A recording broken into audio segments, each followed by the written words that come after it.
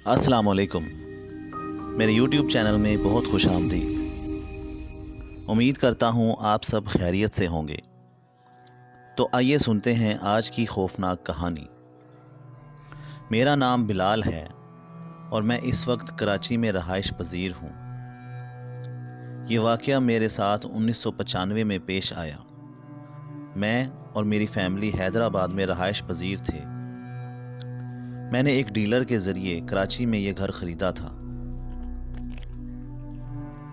तमाम फैमिली के शिफ्ट होने से पहले मैं और मेरा छोटा भाई कैसर इस घर में नया सामान लाने के लिए आ गए। ये घर एक किनाल का था।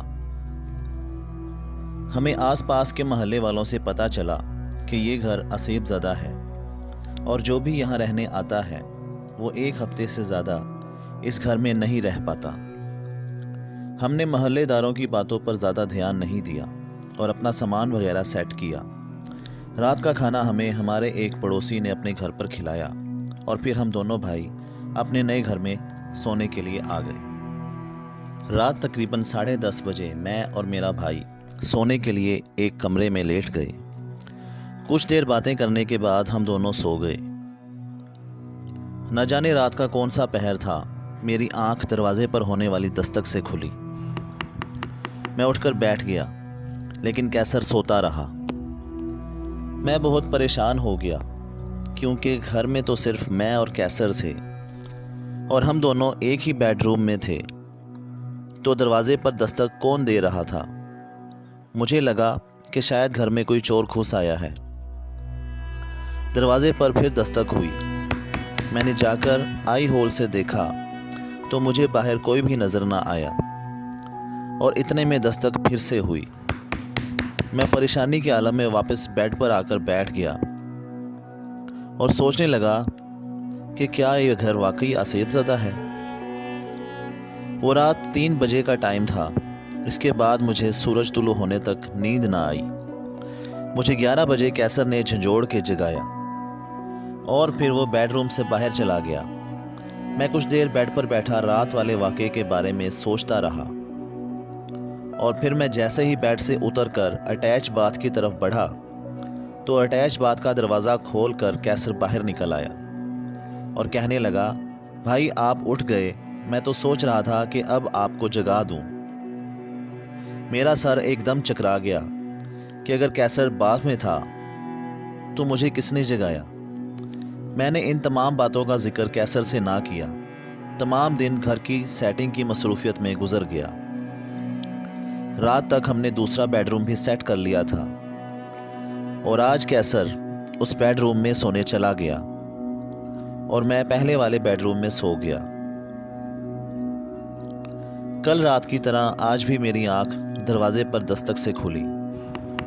मैं समझा कि शायद कैसर है। रात के 2:30 बज रहे थे। मैंने जाकर दरवाज़ा खोला तो मेरे होश उड़ गए।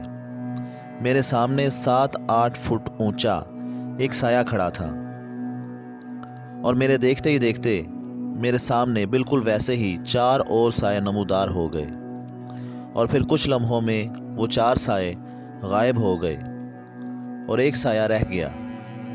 उस साए ने हाथ बढ़ाकर मुझे ज़ोर से धक्का दिया।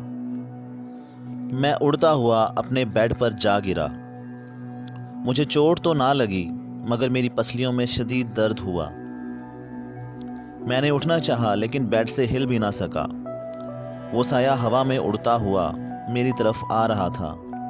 मैंने कैसर को आवाज़ लगाने की कोशिश की लेकिन मेरे हलक से कोई आवाज़ ना निकल सकी।